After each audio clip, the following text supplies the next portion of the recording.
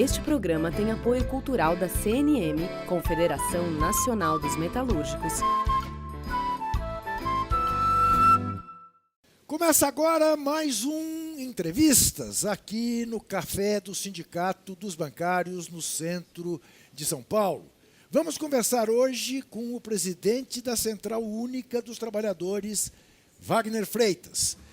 Wagner Freitas de Moraes tem 53 anos e quase toda a vida dedicada ao sindicalismo. Aos 20 anos, caixa de banco, Wagner participou de sua primeira greve, antes ainda de receber o primeiro salário. Nos anos de 1990, virou dirigente sindical dos bancários e logo começou a frequentar a CUT, a Central Única dos Trabalhadores. No final daquela década, Wagner foi para a Confederação Nacional dos Bancários e passou a organizar todo o ramo, incluindo outras funções ligadas aos bancos, como a área de tecnologia, por exemplo. Presidiu a Confederação entre 2006 e 2009. No mesmo período, assumiu também a presidência da Unifinanças América e foi membro do Comando Nacional dos Bancários da Contraf-CUT. Em 2012, assumiu o cargo de presidente da CUT, sendo reeleito em 2016 para mais um mandato à frente da maior central sindical da América Latina.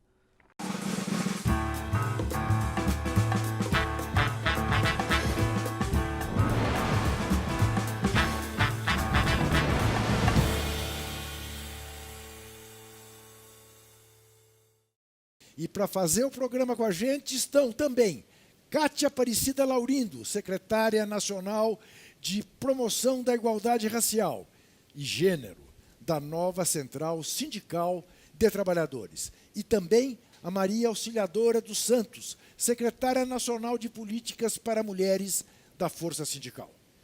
Eu agradeço muito a presença de vocês, agradeço muito a sua presença. Obrigado. E quero saber que expectativa você tem para esta sexta-feira. O que vai parar neste país? O que se pode imaginar que vai acontecer?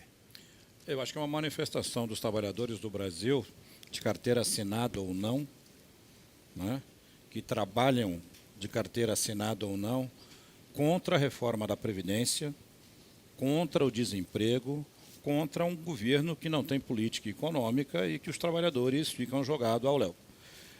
É importante dizer que a greve geral do dia 24, ela não é só para quem tem carteira assinada e trabalha formalmente. Ela é uma manifestação da sociedade. Dia 24 ou dia 14? Desculpa, dia 14. Pelo dia amor 14, de Deus, não me confunda. Não dá dia para 14, fazer uma... Portanto, para quem está vendo o programa na quinta-feira, amanhã, sexta. Amanhã a greve geral. Não sei se dá para fazer outra no dia 24, acho difícil. Mas no dia 14, amanhã, sexta-feira, sem dúvida nenhuma. Uma manifestação em relação, inclusive, a quem não tem. Eu estou falando muito isso, porque as pessoas têm me perguntado. Tem muita gente que é desempregada. E tem muita gente que está fora do mercado de trabalho, está desalentada, não procura emprego. Nem mais. Como é que eu participo da greve geral? Não saindo de casa, cruzando os seus braços, não consumindo. Os trabalhadores que estão empregados formalmente não indo trabalhar. Ou se forem às suas empresas para fazer convencimento daqueles que querem ir trabalhar, para participar efetivamente, politicamente do movimento. E quem não está empregado, não saindo de casa, cruzando os braços. É o dia de cruzar os braços para dizer: eu não quero que a minha previdência pública, a minha aposentadoria, seja trocada por um modelo privado que eu vou ter que comprar num caixa de banco. Porque é isso que é a proposta do Guedes e do Bolsonaro. Agora, Wagner, para que as coisas fiquem bem claras, não haverá manifestações públicas, concentrações em praças públicas pelas cidades brasileiras. A ideia é não sair de casa? A ideia é não sair de casa. A imagem da greve é as pessoas não indo trabalhar e se manifestando contra a reforma da Previdência, cruzando os braços. Agora, em algumas cidades brasileiras, como São Paulo, por exemplo, haverá uma concentração às 16 horas no MASP, no vão do MASP, para aquelas pessoas que tiverem predisposição de estarem na manifestação. A imagem do dia, Juca, não é a manifestação. É importante que ela seja grande, porque nós não vamos querer dar oportunidade para a mídia burguesa ficar fazendo comparação de quem foi mais ou menos na Paulista no dia de uma greve. A nossa imagem da Paulista e de todas as cidades brasileiras é delas vazias, né, logo pela manhã, com os trabalhadores e trabalhadoras participando da greve geral e os consumidores também não indo para o consumo, ficando em casa, deixando claramente o seu protesto contra a reforma da Previdência. É possível antecipadamente, quer dizer, o movimento sindical tem já uma avaliação de como isso possa se dar? Sim. Tem? Nós fizemos no dia 28 de abril de 2017, é isso, companheiras? Isso. Talvez a maior greve geral da história do Brasil, ou se não foi a maior, uma das maiores da história do Brasil, né? Mais de 45 milhões de pessoas participando diretamente da greve. Nós esperamos repetir isso na sexta-feira, no dia 14. Tá. Por quê? Nós construímos a greve nas centrais sindicais. Aliás, não é uma greve da CUT. Sim. É uma greve das centrais sindicais, dos movimentos sociais e da sociedade. Então, nós conversamos com todo o setor de transporte do Brasil inteiro, que estará fazendo uma greve extraordinária. O setor de educação, que já está num processo de manifestação extraordinário contra a reforma da educação, contra os costos da educação, estará na greve geral. Os maiores sindicatos do Brasil, as maiores categorias estarão presentes na greve geral, convocadas pelos seus sindicatos, os trabalhadores irão se manifestar. Os movimentos sociais do Brasil inteiro. E não é só, Juca. O motivo da greve geral, o motivo é a reforma da Previdência, fundamentalmente, mas porque a questão da reforma da Previdência ela não acaba só com a aposentadoria das pessoas e com a pensão das pensionistas e dos pensionistas. Ela é um grande baque contra a economia brasileira. Eu tenho falado muito isso. Nós estamos tendo apoio para a greve geral de setores que não são trabalhadores. Você tem, por exemplo, setores do comércio, comerciantes, apoiando a greve geral por um motivo bastante simples. A aposentadoria, a pensão, o dinheiro do aposentado ou da pensionista é um dos maiores incentivadores do consumo nacional. Porque, presta atenção, a juventude não tem emprego. As pessoas em idade adulta estão desempregadas. Quem hoje é arrimo de família nas cidades que têm menos de 100 mil habitantes é o aposentado e a pensionista. Eles é que fazem girar a economia dessas cidades, que o Brasil não tem política econômica, não tem emprego, não tem indústria funcionando. Então, se você faz o fim da aposentadoria, da Previdência, como o Moro e o Guedes estão querendo, você quebra também a economia de grande parte das cidades brasileiras e faz com que o consumo deixe de existir, fazendo com que você tenha problemas econômicos e aprofundando a crise econômica, social, política e de emprego do Brasil. Por isso que a greve geral vai ser um sucesso. Ela é um clamor de todos que são contra esse estado de coisas. Kátia. Boa tarde. Boa tarde, boa noite, bom dia. Boa tarde, boa noite, bom dia. Grande guerreiro Wagner, né, que a gente conhece de várias lutas. Fico muito contente com essa ação, né, das centrais sindicais, que eu também faço parte, dos sindicatos, de todos os órgãos sociais e associações que estão fazendo parte dessa luta.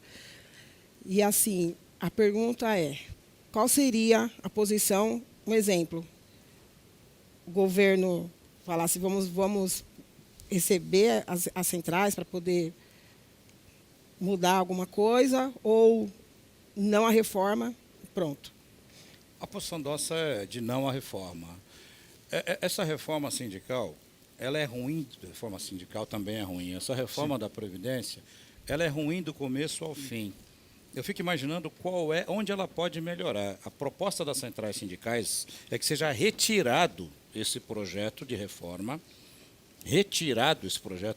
na íntegra, e se quiserem efetivamente construir um processo de diálogo sobre uma previdência que seja melhor do que a que existe agora, as centrais estão dispostas a sentar à mesa de negociação a partir do momento que esse projeto seja retirado. Porque o centro desse projeto é trocar a previdência pública, a seguridade social, por um modelo de capitalização privado. Como se fez no Chile e deu errado. No Chile e em outros locais. Sim. Que é importante a gente explicar para o trabalhador e a trabalhadora que esse modelo privado que eles imaginam é uma poupança que você, trabalhador, você, trabalhadora, tem que fazer ao longo da sua vida laboral sem a participação do patrão e do Estado. O patrão e o Estado não vão contribuir para esse fundo que o Guedes fala. Você teria que poupar do seu salário, que acaba na metade do mês, para quem é empregado, para ter a condição de, quando você estiver na sua velhice, você ter aposentadoria. Não haverá participação do Estado e não haverá participação do empregador. É esse o modelo que eles querem fazer. E você vai ter que adquirir isso em parceria com o banco. Quer dizer, então, obrigatoriamente. Respondendo a Kátia, você diz, com esse projeto não tem conversa. Não, com a Se Corte, retirar não. o projeto, a gente senta e conversa por uma... Quer dizer, de certa maneira, antes que a Maria Auxiliadora faça a primeira pergunta dela, é o reconhecimento de que há que se mexer na Previdência no Brasil, mas não da maneira como eles querem. As centrais sindicais dizem isso, né? Tá. Há mudanças para serem feitas para melhorar o sistema previdenciário para abarcar mais pessoas. A grande mudança no sistema previdenciário é ter desenvolvimento econômico. Sim. Né? Porque se não tem geração de emprego e renda, as pessoas não entram no mercado de trabalho, não entrando no mercado de trabalho, não tem depois vou querer voltar da a esse tema que eu acho que é uma coisa que sempre me surpreende quando eu ouço e as pessoas não sabem ou não levam em conta, é a constatação de que em 2014 não sei se foi em 2014, houve um ano que a Previdência foi superavitária, no governo Lula. Foi. 2004, se não me engano. Sim. Enfim. Maria. Boa noite, né? Ao nosso companheiro Wagner aqui. Agradecemos aqui a nossa participação. Eu vou perguntar para o companheiro Wagner. O governo truculento diz que com a reforma da Previdência vai gerar emprego. Nós temos 208 milhões de brasileiros e temos 13 milhões de desempregados. Gostaria que você falasse para a sociedade, explicasse que não gera emprego ou se gera emprego. Maria, nós temos 13 milhões de desempregados e o dobro disso, ou o triplo disso, de desalentados. De pessoas que estão fora do mercado de trabalho há muitos anos e sequer procuram. Isso soma, segundo o número do DIEESE, mais de 60 milhões de brasileiros, entre desempregados e desalentados. Uma população economicamente ativa de 165 milhões de pessoas. Aí eu fico perguntando, nós vamos resolver o problema dessas 65 milhões de pessoas cortando a aposentadoria e a pensão dos pensionistas. A política econômica que nós temos é esta. E aí vai conseguir incluir 65 milhões de pessoas que estão fora da vida econômica do país. Todos nós sabemos que isso não é verdade. O Brasil tem crise política, econômica, social, moral e ética. Não há investimentos aqui dentro, porque não há credibilidade. Esse governo está aí há 5 meses, eu sei que é pouco tempo, mas não apresentou uma proposta econômica de desenvolvimento que não seja cortar a aposentadoria e a pensão. Não tem uma proposta. No poder econômico internacional, afasta-se dos seus parceiros aqui da América Latina, aqui do Mercosul, que pode criar um bloco econômico importante para desenvolvimento econômico, afasta-se dos parceiros comerciais tradicionais para aliar política economicamente aos Estados Unidos, que nós sabemos que só tem interesse em sucatear a nossa economia. Né? O ministro da Fazenda não apresenta uma proposta. Aliás, esse governo foi eleito sem uma proposta econômica.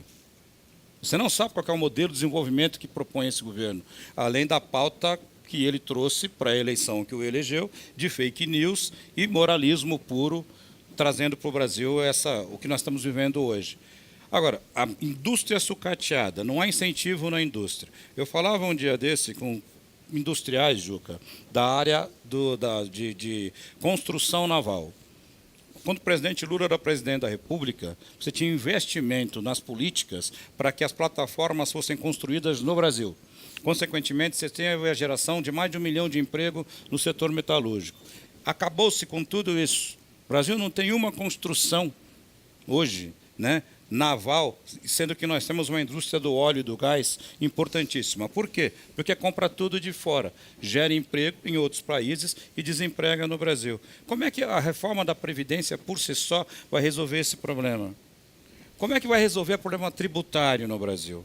A associação, hoje, de quem trabalha com o setor tributário, Anfip, está dizendo que uma reforma tributária no Brasil hoje, que fizesse com quem não paga imposto, pagasse imposto, como os bancos, por exemplo, geraria muito mais do recurso que o Guedes fala que vai gerar com a pseudo-reforma da Previdência. Isso não é uma opinião minha só, que sou sindicalista, é de quem é auditor fiscal. que constrói uma proposta técnica, balizada nos seus conhecimentos. Eu vi anteontem... Não é verdade que resolva-se o Brasil cortando a aposentadoria e a pensão. Eu vi anteontem o levantamento de uma dessas entidades patronais mostrando de que maneira, por incrível que pareça, e isso tem que ser bem entendido, a Operação Lava Jato dizimou o empreendedorismo no Brasil. Mas ela veio para isso, né? Eu tenho falado isso. O objetivo da Operação Lava Jato era impedir que o Lula fosse presidente da República. Sim. Mas por quê? Porque as pessoas falam muito isso, né? O governo do presidente Lula foi um governo de inclusão nacional. Sim. Todo mundo teve crescimento no governo do presidente Lula e da presidenta Dilma até o momento que ela teve condições políticas de governar. E por que as pessoas, mesmo tendo ganho, não fazem essa campanha sórdida para que Lula não seja presidente da República? Ele está preso por conta disso. Por interesse internacional. O Brasil, no mandato do presidente Lula, foi colocado numa situação de protagonismo no comércio nacional, na economia mundial globalizada. E a Lava Jato, ela pura e simplesmente quebrou com 3 cadeias de emprego e da economia brasileira, que era ponta na economia mundial. Ela acabou com a indústria da carne, ela acabou com a indústria da construção civil e quer acabar com a indústria do petróleo e gás. Isso é óbvio, é só para quem quer fazer a leitura. Nós vamos continuar essa conversa, eu vou ter que fazer um intervalo, mas eu quero só falar com você que está nos vendo é o seguinte, que eu fico sempre muito preocupado com isso, com teorias da conspiração, né? E há momentos na história do Brasil em que certas coisas são ridicularizadas, dizendo, agora lá vem eles, lá vem essa esquerda, os sindicalistas, a oposição, falar que é coisa do tio Sam, que é coisa dos Estados Unidos. Lá vem essa gente de novo com as explicações sobre o imperialismo, mas será que eles não mudam o discurso? Eu quero dizer para você o seguinte, quando eu tinha 14, 15 anos e houve o golpe de 64, eu ouvia também a esquerda dizer que o golpe tinha sido engendrado nos Estados Unidos, e ouvia isso, só essa que faltava é o povo na rua, que não tem nada a ver com o imperialismo. À medida em que, anos depois, foram liberados os papéis do Congresso americano, até filmes há do presidente dos Estados Unidos dizendo precisamos brecar João Goulart. Precisamos fazer o que for preciso para que ele não continue no governo. Portanto, infelizmente, não é criação, não é fantasma, é a realidade econômica do mundo capitalista no qual o Brasil está inserido e que os americanos gostariam que continuasse a ser quintal. No que deixou de ser quintal, é bom. E assim é onde tem petróleo, hoje no mundo, de maneira clara. E pode acreditar, eu sou rigorosamente contra qualquer teoria da conspiração. A gente já volta.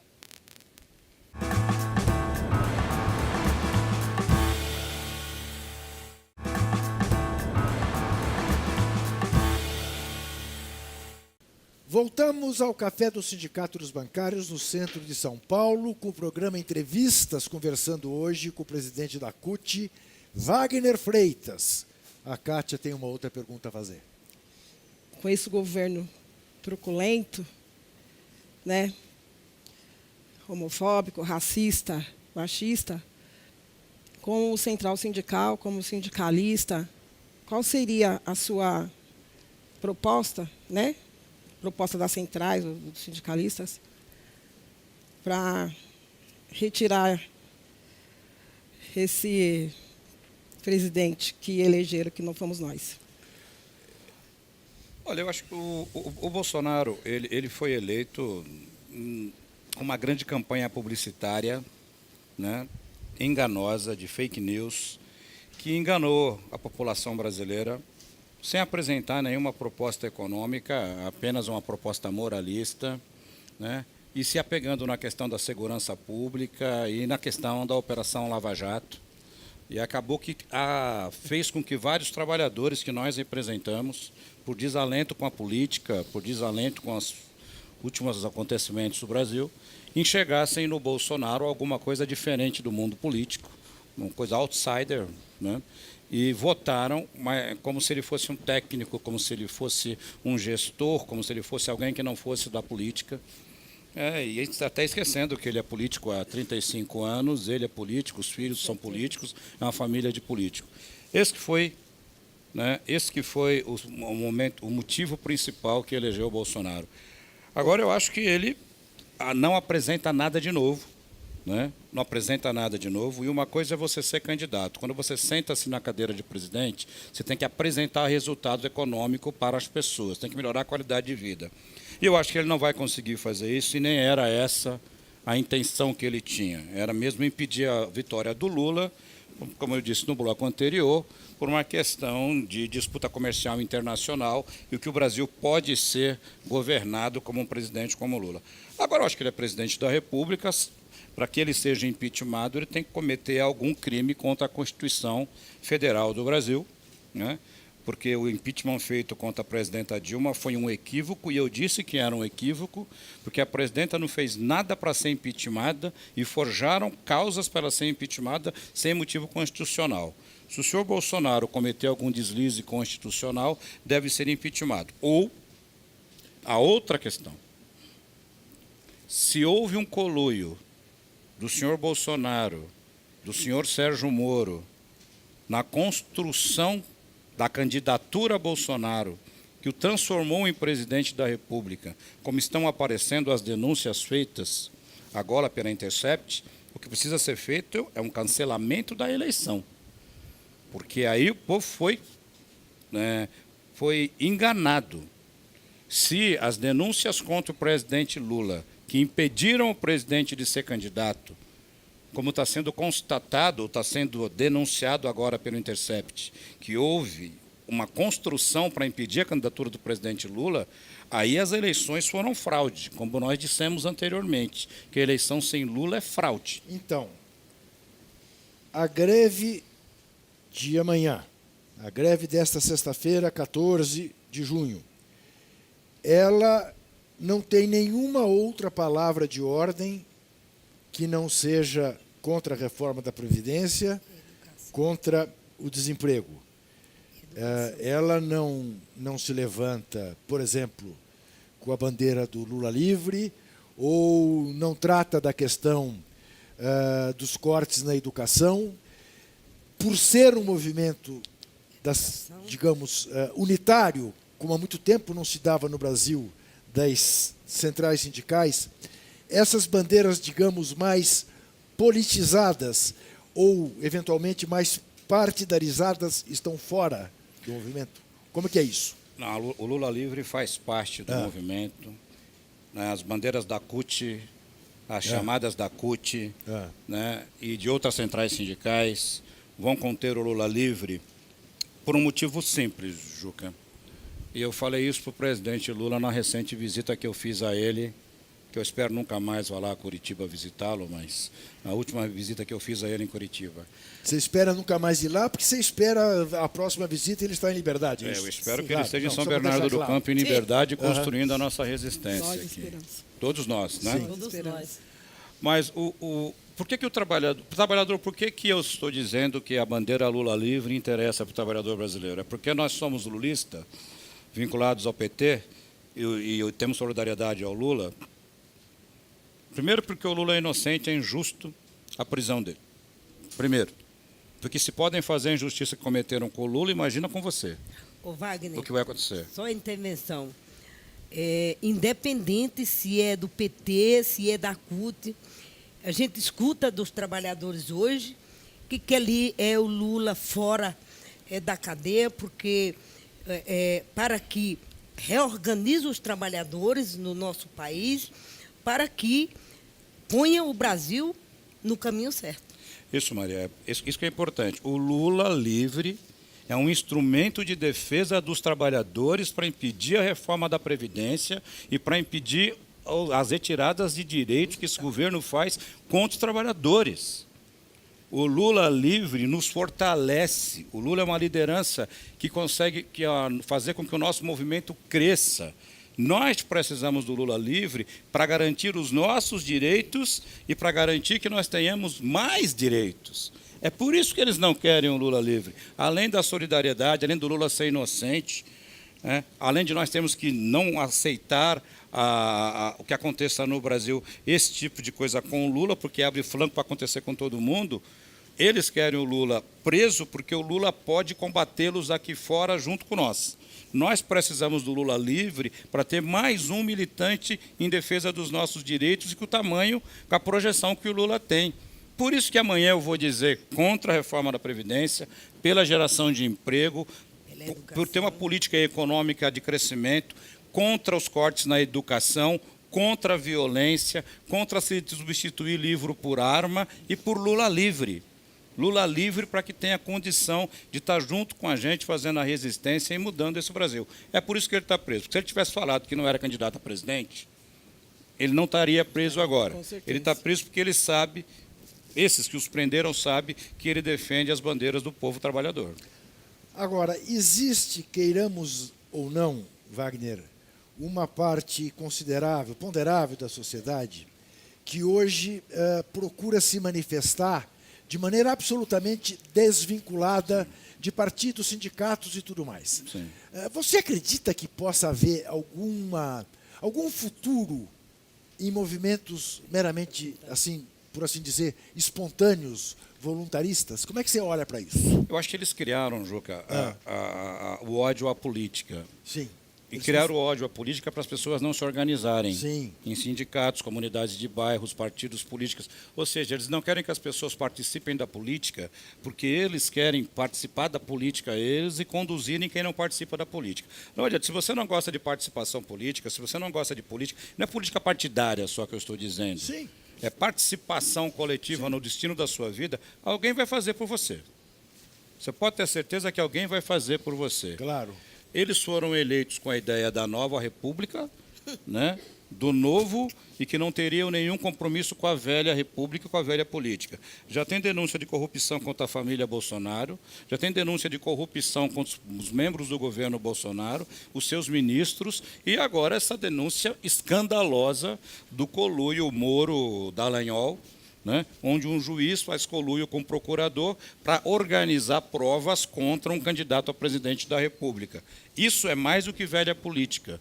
Né? Isso é jogar o Brasil para trás, é enganar as pessoas. Portanto, quem fica achando que vai fazer um movimento, pura e simplesmente, que não vai ter um lado, e um lado organizado para defender o seu direito, e um outro lado vai estar defendendo um outro direito que não é o seu, pode esquecer. Movimento sem consistência, movimento que não disputa o poder, não disputa a opinião, né? Não é o poder pelo poder, é o poder da opinião, né? Tá junto. Quem está achando que a meritocracia vai resolver o seu problema, você precisa ser melhor que o outro individualmente e o derrotá-lo, e não está junto para ter constituído algo que seja representativo, esquece, isso não avançou em nenhum lugar do mundo. Não para um mundo democrático, civilizado e que mantenha os direitos e expanda as conquistas. Ele pode avançar para um mundo conservador, para um mundo que tire direito, para um mundo que não defenda a democracia. Eu não vejo democracia sem participação política.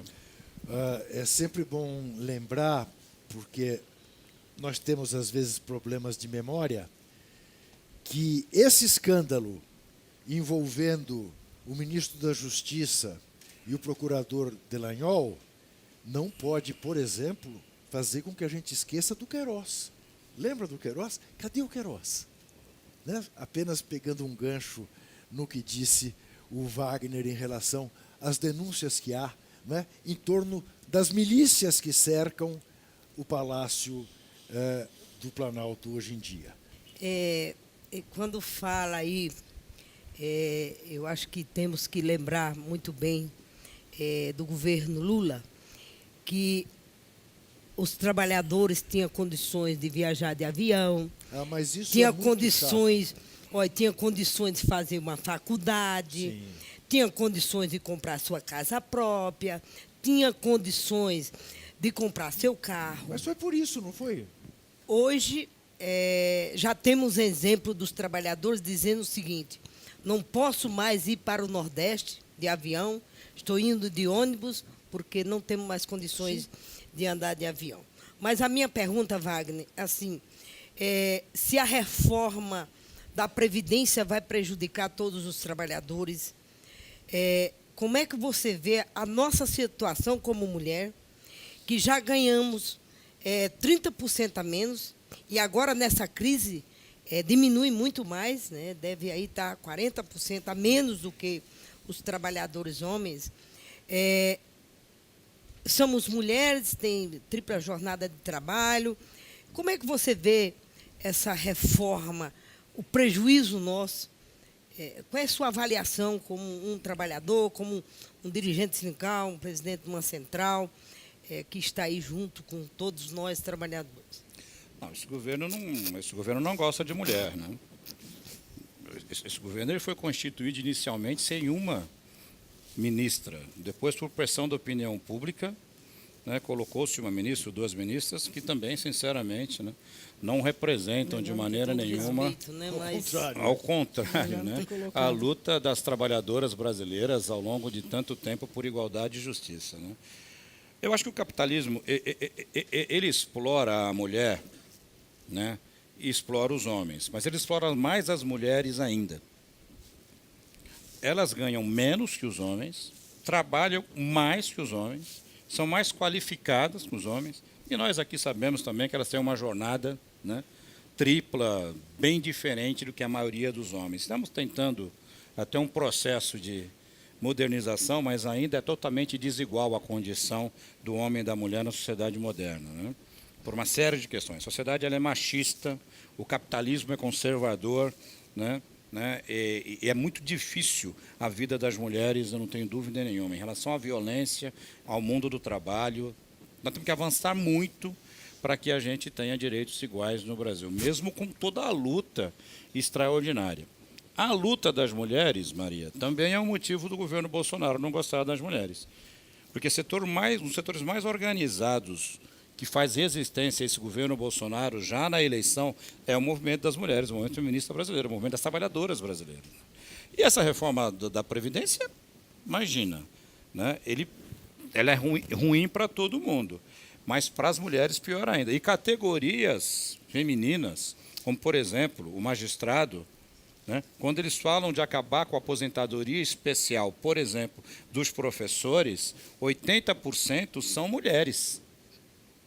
Né? E outras categorias Saúde. Que também têm aposentadoria especial, né, como da Seguridade Social, também são mulheres, e que eles também propõem acabar com a aposentadoria especial e chamam isso de regalia. Não tem a menor noção do que seja saúde e educação, né, para a vida das pessoas e que é importante o trabalhador desses setores. Eu não tenho dúvida nenhuma, né, que na greve geral a participação das mulheres vai ser massiva, não só na participação, mas no comando dessa greve, e que a revolução que a gente vai fazer, a transformação, passa pela organização das mulheres. Muito bem, nós vamos fazer mais um pequeno intervalo e voltaremos a seguir. Até já.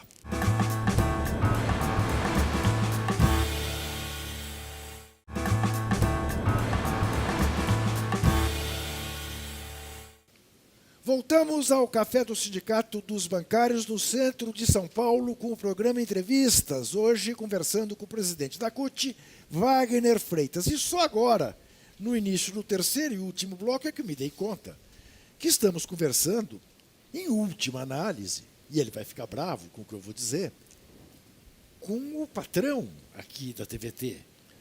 Porque a TVT pertence... É uma das iniciativas da CUT. Estamos aqui com duas entrevistadoras que não pertencem à CUT. É bom deixar isto claro, ainda dizer. Mas aí me força a lhe fazer a seguinte pergunta. Amanhã, a TVT vai funcionar ou vai estar em greve? Isso é uma deliberação dos trabalhadores da TVT. É? Vamos fazer já a Assembleia. Não é isso, mano? Tem que fazer... Há um sindicato que organiza os trabalhadores da TVT, deve fazer a Assembleia com os seus trabalhadores, são os trabalhadores que determinam a participação política. Não é o patrão, não. Nem para dizer sim, nem para dizer não. Tá é a organização dos trabalhadores. Mas e se eu ponderar com você que a TVT será um braço essencial para dar ao país a dimensão do que está acontecendo na sexta-feira. Coisa que a gente, infelizmente, não pode ter certeza que venha a ser feito por outras mídias. Lamentavelmente, né? Então. Lamentavelmente. Não, eu acho que é sério. A participação da greve dos trabalhadores da TVT ou não, eu sempre respondo essas... A CUT não é só a TVT. Sim. A CUT tem outros. Sim. Trabalhadores. A CUT, a Força, a nova central sindical, né? Todos têm os sindicatos. Tá. Todos têm trabalhadores que prestam serviços para os sindicatos. E a sua organização é individual, é independente da questão da orientação política de cada central e de cada sindicato. Tá, quer dizer que se eu te fizer uma pergunta Agora, absoluta... eu acho uma coisa importante, né? Que eu queria que você me desse essa deixa. Eu espero que a grande mídia faça uma cobertura democrática do que vai acontecer na greve geral. Verdadeira. Claro. Verdadeira. Claro, é né? isso. Porque eu sei que a TVT e outros órgãos de imprensa independente o farão. Mas será uma agressão ao jornalismo, a agressão à democracia, que a grande mídia não faça a cobertura da enorme manifestação popular que vai acontecer na sexta-feira. Quer dizer que se eu te fizer uma pergunta absolutamente indecorosa, eu não corro o risco de perder o emprego. Não corre o risco de perder Então, o emprego. vou fazer. Inclusive porque eu nem sou gestor direto aqui das sessões. Mas você pode ter uma certa influência, né? Inclusive, os sindicatos... É com o Paulo Salvador. por exemplo, eu sou Vanucci, presidente né? do Sindicato dos Brinquedos, mas não é de brincadeira. Que vai estar todo mundo, o sindicato vai estar fechado, mas nós vamos estar nas organizações, nos locais onde vai estar... nós vamos estar trabalhando, né? Então, a gente vai estar na greve, na organização da greve, né? Mas a minha pergunta indecorosa, Wagner, é a seguinte. Estamos aqui discutindo, basicamente, essa reforma da Previdência. Mas já houve uma reforma trabalhista, já houve um golpe sério no sindicalismo brasileiro com o fim do imposto sindical obrigatório. E eu te pergunto, a CUT não bobeou, assim, de maneira, com uma certa ingenuidade, de achar que isto não viria e não estava despreparada para enfrentar esse momento? Eu não achava que isso não viria. Tá. Né? Eu já falava anteriormente ao governo Bolsonaro, no processo de campanha do governo Bolsonaro, que eles tomariam medidas para calar os sindicatos. Alguns de nós achávamos, como ainda temos dúvida, que seria uma repressão violenta, com a prisão dos sindicalistas, o fechamento dos sindicatos, como foi em 64. Não tiveram ainda essa ousadia. E nós vamos brigar muito se eles assim o fizerem. Mas eles tomaram medidas eficazes no sentido de enfraquecer o sindicato. O que eles fizeram? Acabaram com a possibilidade de sustentação financeira do sindicato e agora querem, eu sei, que o próximo passo do governo Bolsonaro é propor um pluralismo sindical, que não tem nada a ver com a proposta da Convenção 87 da Organização Internacional do Trabalho, né, que é liberdade sindical. Não é isso que eles querem fazer. Eles querem fazer sindicato por empresa, não por categoria, e que dê a possibilidade dos patrões conduzirem e comandarem os sindicatos de trabalhadores. Juca, eu posso dizer para você que nós imaginávamos que isso ia acontecer. Agora, nós estamos sofrendo um processo de dificuldade financeira há bastante tempo, né, por conta da prática antissindical que existe no Brasil. O grande problema que nós temos hoje no sindicalismo brasileiro, além dessa questão da reforma trabalhista, que eles cortaram o imposto sindical, é o fato do sindicalista brasileiro não ter direito ao acesso direto ao trabalhador. Você sabia disso? Você sabia que o setor público brasileiro, os trabalhadores do setor público brasileiro, não têm direito de se organizar em sindicato? O Brasil não é signatário da Convenção 51 da OIT. Então, os trabalhadores eles se organizam à revelia e os sindicatos do setor público brasileiro... Por que o governo do PT... Porque se equivocou. Um dos equívocos mais extraordinários do governo do PT foi não ter ratificado a Convenção 51 da OIT, que garantiu o direito de negociação do setor público, e, na minha avaliação, não sei se é a avaliação da Maria e da Cátia, não ter estabelecido uma discussão em torno da Convenção 87, que falava de liberdade e autonomia sindical. Também não fez. Tanto a CUT como o PT não sempre foram contra o imposto obrigatório? Nós somos contra. O PT eu não sei. O PT eu não sei, porque o PT é um partido político, Sim. eu não sei se tem deliberação em relação a isso. Acho que tem. Eu não, a Não, CUT, não sei. Eu não sei se o PT tem tá deliberação em relação a isso. Porque tem gente do PT que não é. Tem sindicalista do PT que não é cutista. Tá. Tem sindicalista do PT que milita na Força Sindical, Sim. na nova Central Jorginho Sindical. de Osasco, ele é filiado, é filiado ao PT E não tem, filiado à Força. e não tem essa ligação umbilical CUT-PT. A CUT, como Central Sindical, Sim. é contra o imposto sindical. A CUT nunca foi favorável a que você não tenha nenhuma outra contribuição que não fosse só a associação direta dos trabalhadores, Juca. Porque seria ingenuidade da nossa parte. Nós não temos condição de sobreviver só com a associação, porque nós temos prática antissindical no Brasil. Por exemplo, essa categoria está extraordinária, que é a categoria bancária, que está aqui, onde você está fazendo a gravação. Tem Acordo Nacional de Trabalho, é uma das mais organizadas do Brasil, mas os dirigentes sindicais não têm direito de ter um posto do sindicato dentro dos locais de trabalho dos bancos, que a gente chama isso de OLT, Organização por Locais de Trabalho. É uma das maiores brigas nossas. Sim. Os bancos e os patrões, de maneira geral, do setor privado, né, meninas? Eles empurram o sindicalismo para ser feito da porta da empresa para fora.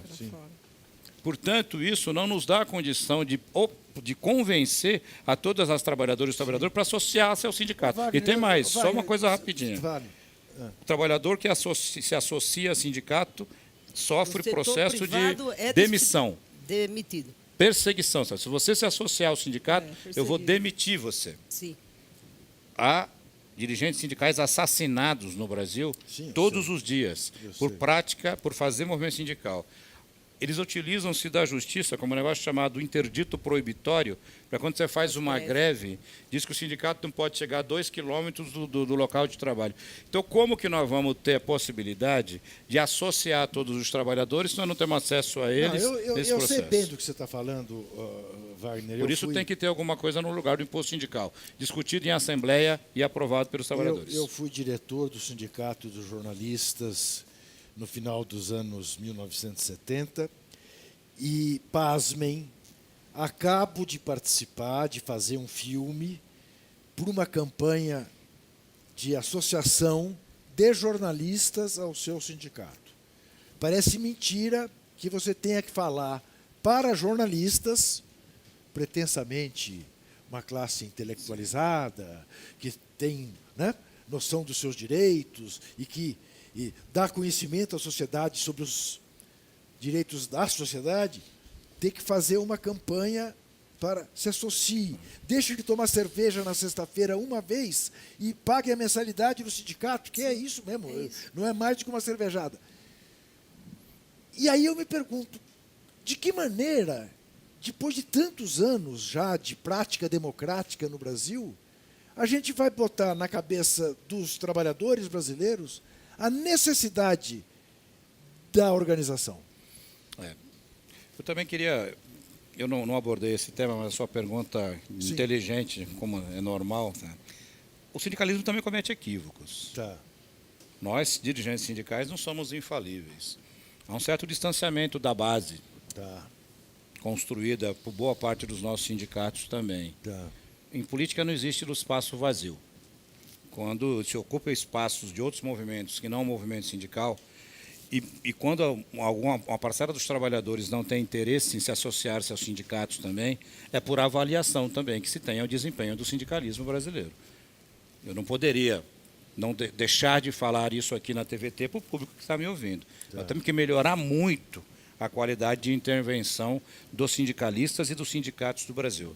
Nós temos que ter uma relação mais próxima com os trabalhadores, modernizar a comunicação com os trabalhadores. O mundo evoluiu muito e nós não conseguimos evoluir do ponto de vista da comunicação para ter essa proximidade. Não precisa ter uma proximidade só presencial com os trabalhadores, há outras formas de fazer. Nós temos que trabalhar muito mais a formação política do dirigente sindical para que ele tenha condição de convencer também os trabalhadores nos espaços que tem, dos trabalhadores se filiarem. Porque, Wagner, isso também é um problema que nós temos. A estrutura sindical também não ajuda. Estamos já em plena era da inteligência artificial. Lógico. Estamos muito atrasados nisso. Essa estrutura sindical que também está aí precisava ser modernizada, né? Nós não queremos a intervenção do Estado na relação capital e trabalho, nós queremos uma relação direta do trabalhador com o empregador, organizado por sindicato, né? Então, nós temos que avançar muito em relação a isso. Há uma certa acomodação em determinados setores nossos, né? Porque 2, 3 anos, 2 governos Lula, um governo Dilma, também houveram grandes conquistas, mas tinha muita mais coisas para avançar que a gente perdeu uma chance histórica de fazer. Faço meia-culpa em relação a isso. Agora nós temos que andar mais nisso. Tem algum né? país hoje, Wagner, que você diga que tem assim uma organização de trabalhadores exemplar? Uma questão muito de opinião. Tá, né? Eu vou dar a minha opinião particularmente. Eu gosto muito do modelo de organização alemão. Tá. Eu acho que a Alemanha tem um processo, são 7 ou 8 sindicatos na Alemanha toda. Tá. E com altíssima representatividade. Tá. Né? Com organização por local de trabalho, com contrato coletivo nacional de trabalho, Tá. né?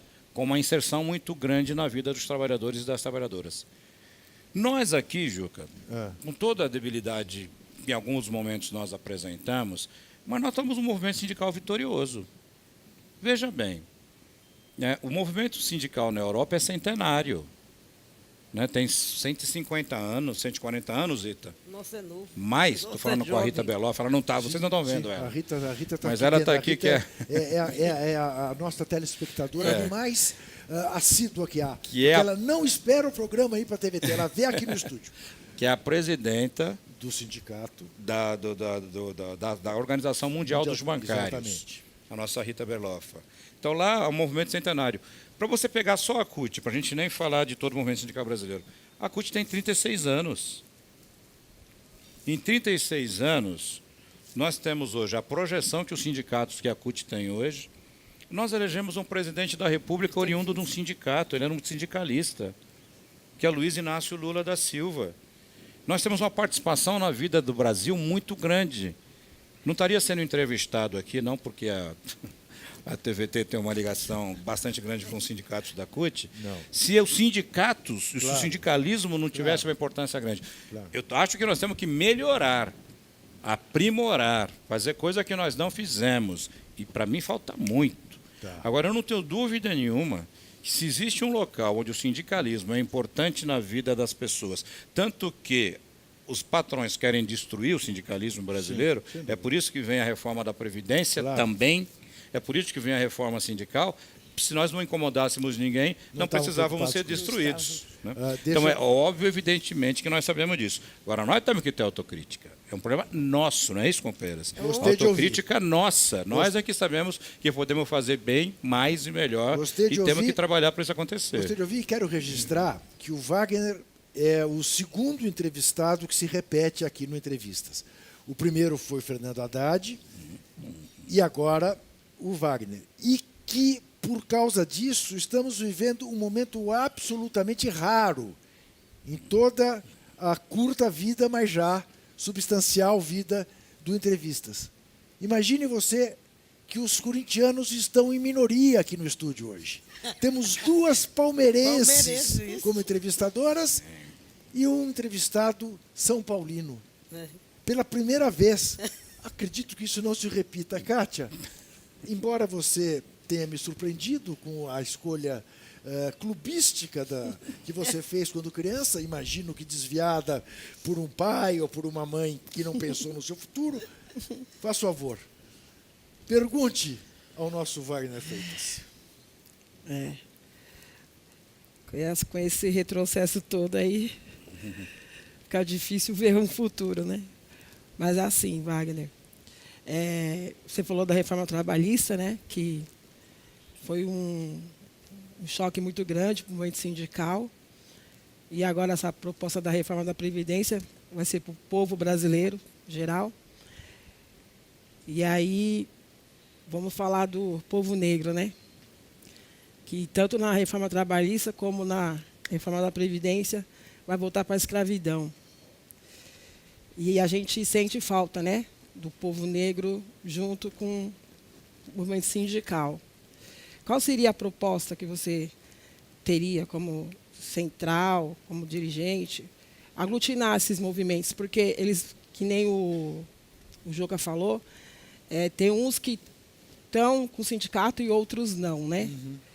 E aí, no caso, como a gente poderia conscientizar toda a população, né, contra esse governo truculento, homofóbico, racista, machista? O que as centrais poderiam fazer assim? Nós, né, qual seria o caminho de luz? Nós temos uma falta com o trabalhador e a trabalhadora negra no país, né? Eu acho que a gente tem tentado trabalhar muito essa ideia das mulheres, de ter um trabalho mais direcionado do movimento sindical para a organização das mulheres. Por exemplo, a CUT, há 2 congressos atrás, discutiu a paridade de gênero na central. Hoje, as centrais, a CUT, os seus sindicatos, têm paridade de participação nas suas diretorias.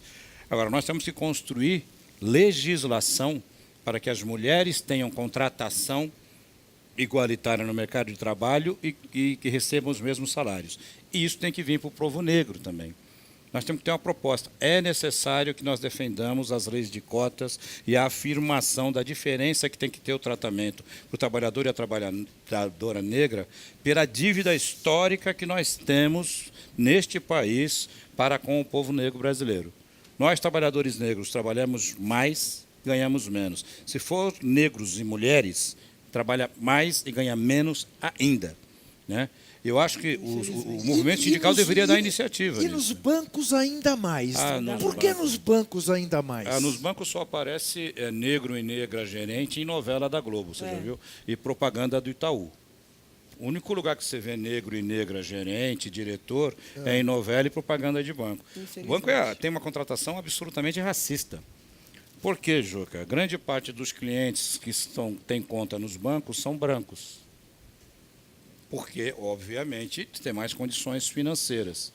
E, automaticamente, quando você tinha uma quantidade muito grande de trabalhadores nos bancos, que hoje também, lamentavelmente, é uma quantidade muito pequena, o sindicato sempre denunciou que os negros e negras nos bancos só trabalhavam na compensação. Sim. Quando tinha compensação, quando tinha retaguarda. Balcão e caixa, nem pensar. Balcão e caixa, nem pensar. Atendimento ao público, nem pensar.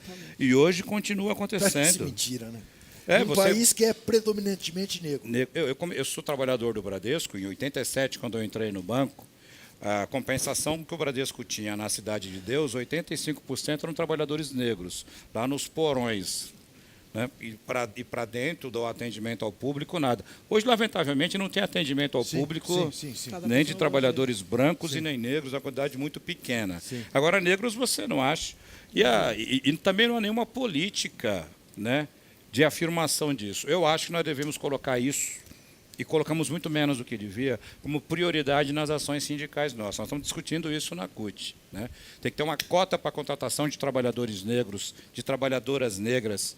Né? Tem que ter uma diferenciação de tratamento, porque a igualdade não é igual, não é parecida. Eu sempre conto uma história assim, para finalizar. O Renato Silva é um dirigente aqui desse sindicato, dirigente antigo.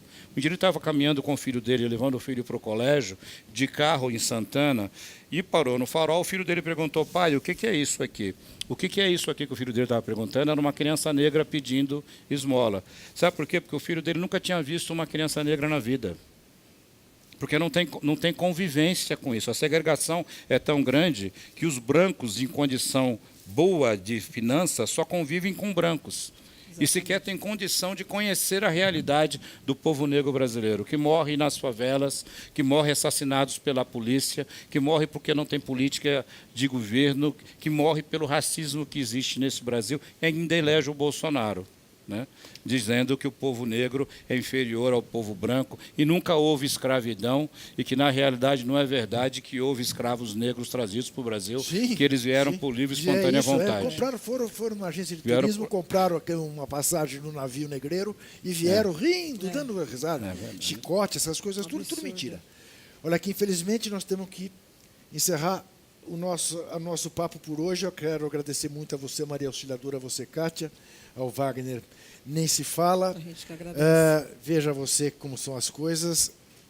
Esta sexta-feira tem uma greve geral. Essa sexta-feira tem também Brasil e Bolívia começando a Copa América. Eu não sei como vou fazer. Estou aqui numa dificuldade, pensando como é que eu vou fazer. Vai fazer greve. Nessa sexta-feira. Vamos fazer greve e assistir o jogo. É isso aí, ficar em casa vendo o jogo e Todos ponto. os trabalhadores em Quero casa agradecer, assistindo o jogo. claro, a você que nos viu, lembrar que o Entrevistas volta toda quinta-feira às 10 da noite aqui na TVT, canal 44.1, no YouTube a qualquer hora. Lá você pode se inscrever no canal e dar a sua contribuição. Para receber notificações, você sabe, é só apertar o sininho. Não esqueça também, desesperar jamais.